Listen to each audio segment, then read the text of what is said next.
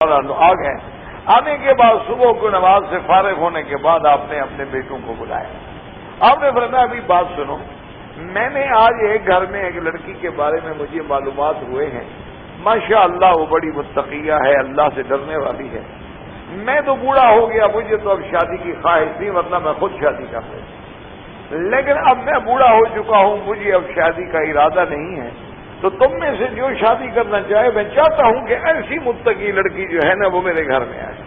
ایسی متقیہ جس کو اللہ کا اتنا بڑا ڈر ہے، وہ میرے گھر میں آنی چاہیے. تو سب بیٹوں نے کہا، انہوں نے کہا حضرت ہماری تو پہلے دو بیویاں ہیں، 3 ہیں. تو عاصم نے کہا کہ حضرت ہاں میری شادی نہیں ہوئی، چلو میری شادی کروا دیں. تو آپ کے چھوٹے بیٹے جو تھے عاصم ان کا نام تھا، تو انہوں نے کہا کہ سمجھ نہیں ابھی تو میرے لیے آپ مہربانی کر کے پیغام بھیج دیں. تو حضرت عمر رضی اللہ تعالی نے خود پیغام لے کے گئے اس گھر میں اور کہا کہ میں آیا ہوں، میں چاہتا ہوں کہ آپ کی بیٹی کا رشتہ میرے بیٹے سے. اس کے لیے اتنی بڑا اعزاز تھا کہ امیر المومنین عمر اس کے دروازے پہ چل کے آ جائے.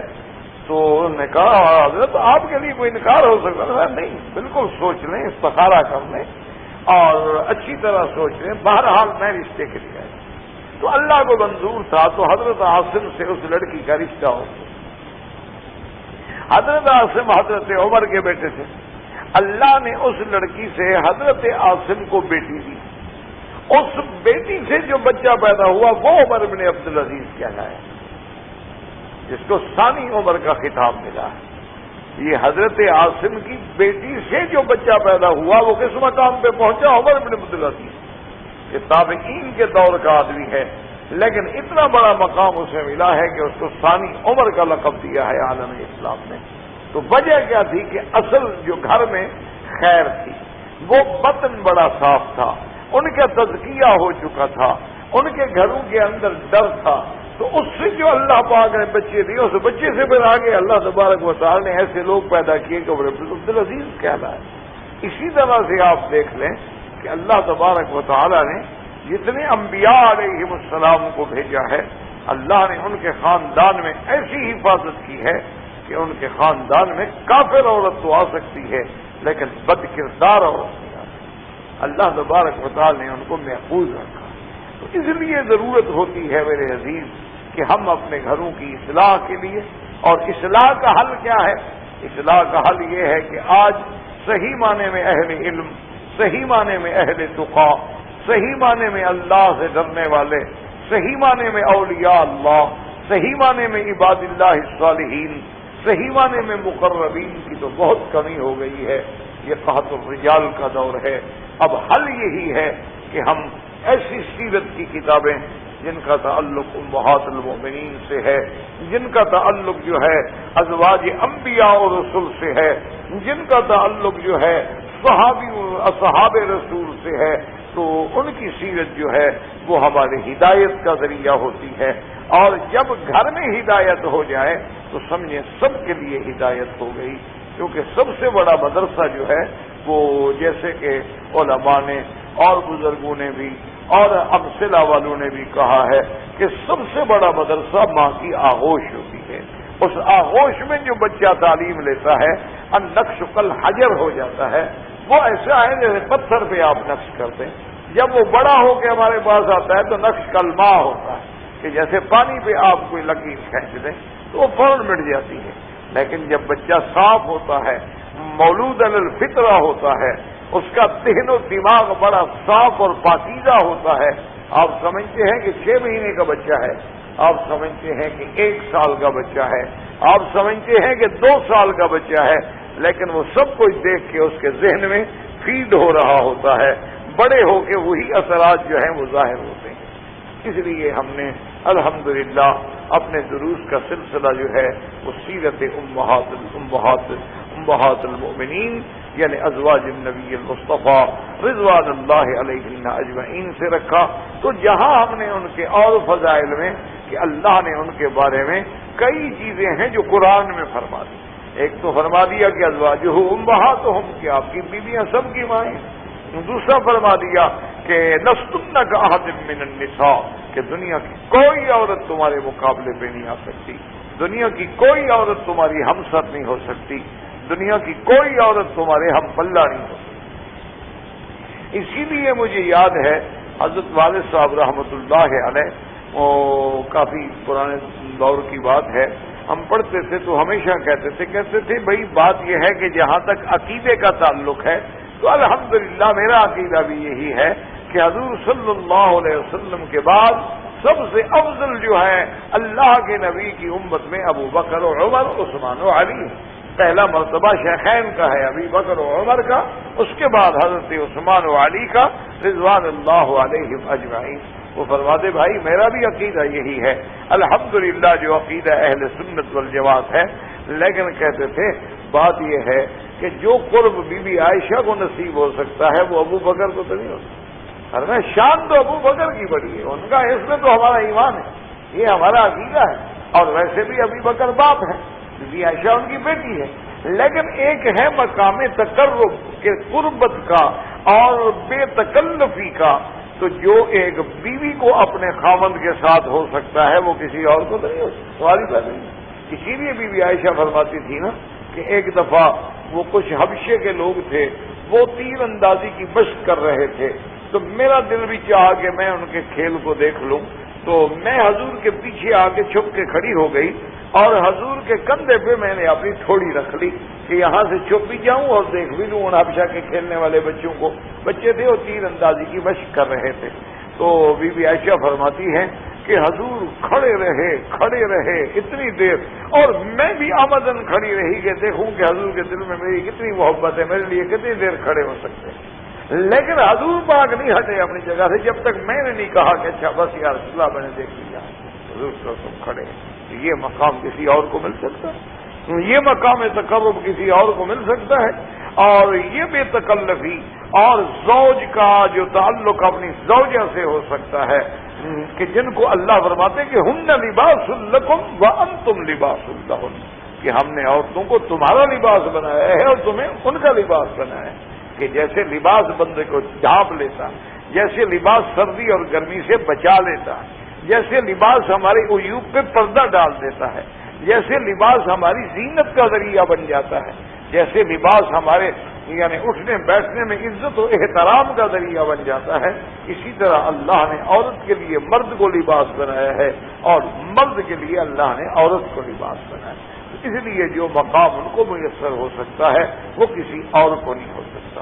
تو اللہ نے فرمایا کہ نبی کی بیویاں تمہارا کون مقابلہ کر سکتا ہے، تمہارا کون ہمسر ہو سکتا ہے، تم تو محمد مصطفیٰ کی بیویاں ہو۔ کہیں فرمایا ازواج النبی، کہیں فرمایا نساء النبی، تو یہ ساری عظمتیں جو ہیں ازواج مطہرات سے ہیں۔ اب اسی آیت میں جو ہم نے یہ آیت پڑھی تھی، اس آیت کو کہتے ہیں آیت تطہیر۔ یاد رکھیں اس سے پہلے تھی آیت تخیر، یاد رکھ لیں تاکہ اس مشکل یہ ہو گئی ہے، اللہ پاک ہمارے احوال پہ رحم کرے، مسلمانوں پہ رحم کرے کہ اتنے فرقے پیدا ہو گئے، اتنے فرقے دنیا میں پیدا ہوئے ہیں، اور ہر فرقے نے نعوذ باللہ ثم نعوذ باللہ خود نہیں بدلے لیکن اللہ کے قرآن کو بدلنے کی کوشش کی۔ خود تو نہیں بدلے، کبھی ہم اصل بات یہ تھی کہ ہم بدلتے، ہم قرآن کے تابع ہو جاتے، ہم اللہ کے رسول کے فرمان کے تابع ہو جاتے، نہیں، انہوں نے قرآن پاک میں ایسی تعریفات کی، تعریفات معنوی کی، تعریفات لفظی کی کہ قرآن پاک کے آیات سے اپنے ان عقائد باطلہ کو حق ثابت کرنے کے لیے انہوں نے بڑا یعنی اتنا بڑا کام کیا، اللہ معاف فرمائے کہ آدمی حیران ہو جاتا۔ تو ان میں سے ایک ہی آیت تطہیر بھی ہے، یاد رکھیں۔ اس سے پہلے تھی آیت تخیر۔ آیت تخیر میں تو اللہ نے حضور کو حکم دیا کہ اپنی بیویوں کو اختیار دے دو کہ دو چیزوں میں ایک چن لیں، اس کو کہتے ہیں تخیر، خیار۔ بھائی آپ کی مرضی، جس کو ہم کہتے ہیں نا بھائی آپ کی مرضی ہے، آپ کیا چاہتے ہیں، آپ کیا پسند ہے۔ عرب میں کہتے ہیں کہ بھائی وقت چن لو بس کیا چاہتے ہو۔ تو اس کو کہتے ہیں آیت تخیر کہ اللہ نے اپنے پاک پیغمبر رحمت دو عالم سیدنا محمد مصطفیٰ صلی اللہ علیہ وسلم فرمایا کہ اپنی بیویوں کو کہہ دو کہ ان کنتن تردن الحیات الدنیا حیات الدنیا چن لو، دنیا کی زینت چن لو، تو آؤ میرے پاس، میں تمہیں کچھ دے کے عزت و احترام سے طلاق دے کے فارغ کر دوں تاکہ تم جاؤ، تم جانو دنیا جانو۔ وَإِن كُنتُنَّ، اور اگر تم اللہ اللہ کے رسول اور آخرت کو چنتی ہو تو پھر برداشت کرو، کیونکہ جس نے اللہ اللہ کے رسول کو چننا ہے تو پھر تو تکلیفیں آئیں گی اللہ کے راستے میں، پھر تو اللہ کے راستے میں امتحان بھی آئیں گے، مشقتیں بھی آئیں گی، تکلیفیں بھی آئیں گی، فقر و فاقہ بھی آئے گا، وہ تو سب برداشت کرنا ہوگا۔ تو بہرحال یہ آیت تخییر، اللہ کے پیغمبر نے جب اپنی بیویوں کو تخییر خیار دیا تو ان کے رسول ہم پہ راضی تھے، یہ آیت تخییر۔ اللہ تبارک و تعالیٰ نے آیت تخییر کے بعد ان کو یاد رکھیں 2 انعاموں سے نوازا ہے۔ ایک بات ہمیشہ یاد رکھیں کہ حضور کی بیویوں کو 2 انعام ملے۔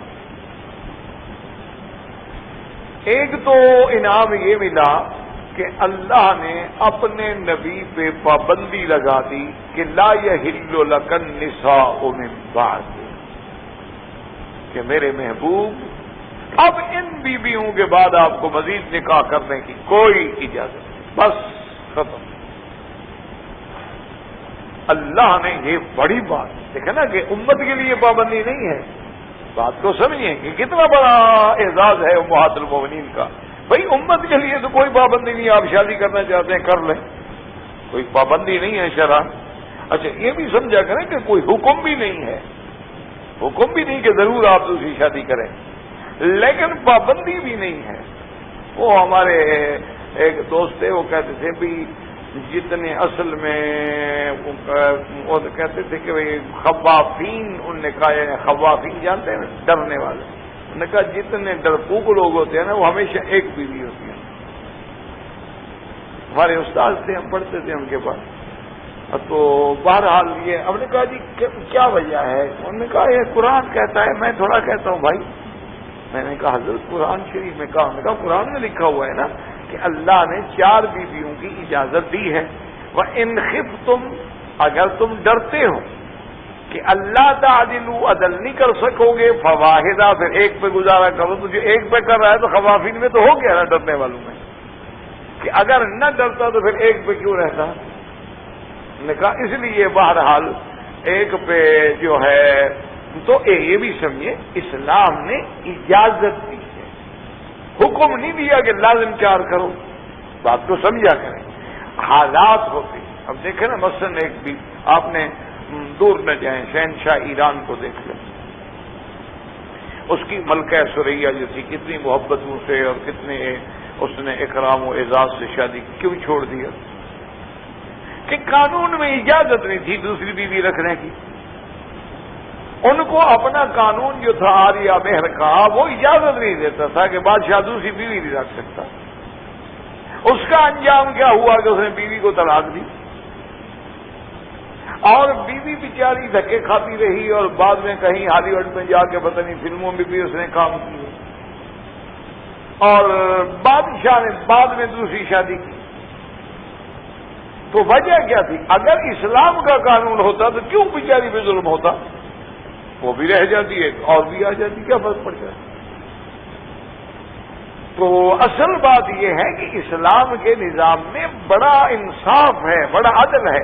اچھا ایک میرا اپنے دوست تھے، وہ میرے خیال میں اب تو شاید بہت ہو گئے، مدت ہوئی میری ملاقات نہیں ہوئی، بہت بڑے ذمہ دار بھی تھے، پڑھے لکھے آدمی بھی تھے، وہ باہر سے انہوں نے میرے خیال میں لندن سے 12 لاکھ کی ڈگری بھی حاصل کی تھی۔ وہ بیچارہ شادی کرایا وہاں سے کوئی میم سے، یعنی کوئی انگریز خاتون سے، وہ مسلمان ہو گئی انگریز خاتون، اس سے اس نے شادی کر لی۔ اچھا خدا کی قدرت یہ ہے کہ شادی کرنے کے ٹھیک 3 مہینے کے بعد اللہ کی قدرت ہے کہ اس کے داخلی جسم میں ایک ایسی ہڈی پیدا ہو گئی کہ وہ بیچاری خاوند کے قابل ہی نہ رہی۔ اب جناب وہ پریشان، وہ لندن تک گیا، اس نے آپریٹ کرایا، وہ پھر ہو جائے۔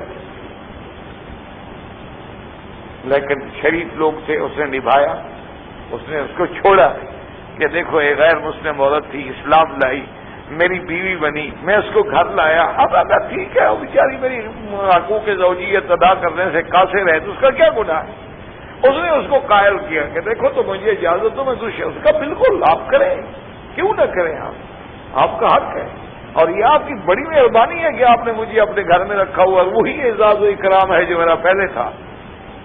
تو الحمدللہ وہ موت تک یعنی وہ پھر بیچاری بعد میں فوت ہوئی، تو ان کے گھر میں رہی اعزاز کے ساتھ، عزت کے ساتھ، اکرام کے ساتھ۔ تو شریف لوگ تو اس طرح کرتے ہیں کہ حالات ایسے ہو جاتے ہیں، اللہ تبارک و تعالیٰ معاف فرمائے۔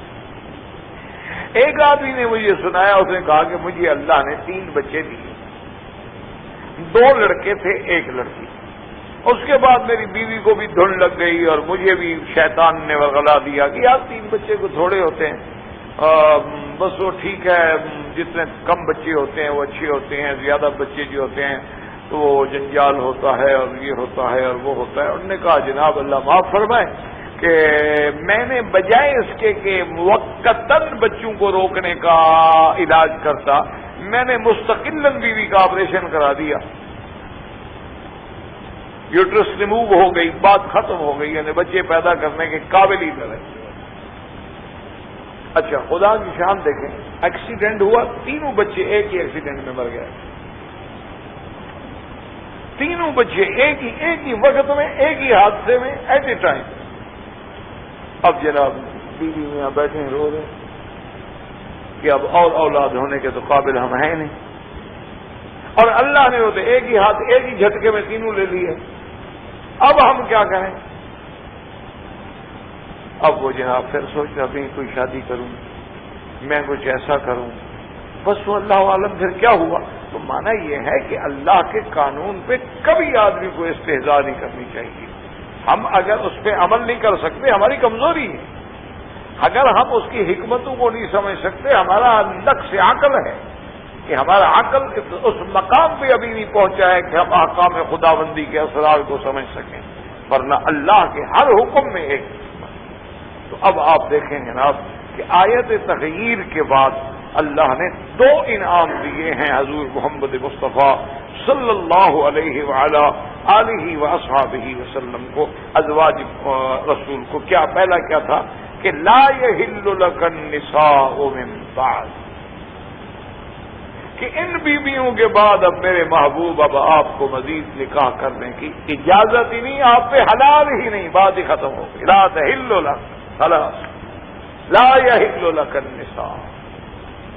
اچھا اب ایک یہ ہو سکتا تھا کہ چونکہ اسی عدد کو ہم نے قائم رکھنا ہے، ایک معنی یہ تھا نا کہ چلو اب آپ کے گھر میں 9 بیویاں بس 9 ہی رہیں گی، اب 10 نہیں ہو سکتی، لیکن ایک حل یہ بھی تو تھا نا کہ آدمی ایک بیوی کو طلاق دے دے تو پھر 8 ہو جائیں گی نا، پھر تو ہم 9 کر سکتے ہیں، ان کے بعد ہم نہیں کر سکتے۔ دیکھیں اللہ کا انصاف دیکھیں اور ازواج رسول کی شان پر ذرا غور کریں۔ اللہ نے فرمایا لا یحل لک النساء من بعد، ان کے بعد حلال ہے، ولا ان تبدل بہن، اور یہ بھی آپ کے لیے حلال نہیں کہ ان کو بدل لیں، ایک کو طلاق دے دیں پھر اور بیوی لے آئیں، یہ بھی اجازت نہیں۔ اچھا آگے دیکھیں ولو اعجبک حسنہن، اگر کوئی ایسی عورت آ جائے ماشاءاللہ جمل کا جمال ہو، اس کا حسن و جمال آپ کو پسند بھی آ جائے، آپ شادی کرنا بھی چاہتے ہو، لیکن اب آپ کو اجازت نہیں ہے کہ انہوں نے اگر اللہ کے رسول کو چن لیا ہے تو اب اللہ نے ان کو بھی آپ کے لیے چن لیا ہے، بس ان کے بعد اور کسی کو اجازت نہیں دیتے ہم۔ انہوں نے اللہ کے رسول کو چن لیا، اللہ نے بھی ان کو ایسا بدلہ دیا ہے کہ ہمیشہ کے لیے محمد مصطفیٰ کے لیے چن لیا ہے۔ اب یہ آپ کی دنیا میں بھی ازواج ہیں، قیامت میں بھی ازواج ہیں، جنت میں بھی ازواج ہیں۔ اب آپ کو ان کے بعد نہ دوسری عورت حلال ہے، نہ ان کو بدلنے کا اختیار ہے کہ ان میں سے کسی کو طلاق دے دیں اور اس کے بعد کسی کو بدل لیں، یہ بھی اختیار۔ ایک انعام تو اللہ نے یہ دیا۔ دوسرا انعام جو ازواج رسول کو ملا وہ کیا ملا؟ یاد رکھیں، ایک تو یہ ملا نا، پچھلی دفعہ آپ نے آیات پڑھی تھی تخیر کی، یا ایھا النبی قل لازواجک الی آخر۔ اچھا، ایک انعام یہ ملا اور دوسرا انعام یہ ملا کہ اللہ نے فرمایا کہ یا نساء النبی، یا نساء النبی لستن کاحد من النساء